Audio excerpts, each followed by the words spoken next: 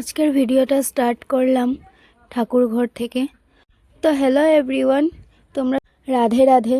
তোমরা সবাই কেমন আছো? সকালের সমস্ত বাসি কাজ শেষ করে স্নান করে চলে পূজাটাও দিয়ে নিচ্ছি। পূজা দেওয়ার যে এত শান্তি। আজকে রান্না করতে তেমন কিছু নেই, বর ঘরে আছে, সেই জন্য একটু স্পেশাল কিছু বানাতে বলেছিল। আজকে স্পেশাল কি বানাবো ভাবতে ভাবতে ভাবলাম আলুর পরোটা করে দিই।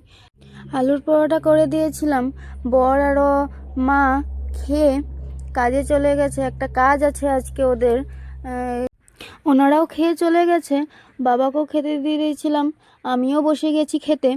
খাওয়া দাওয়া কমপ্লিট করে আবার দুপুরে রান্নার জন্য ভাববো কি রান্না হবে।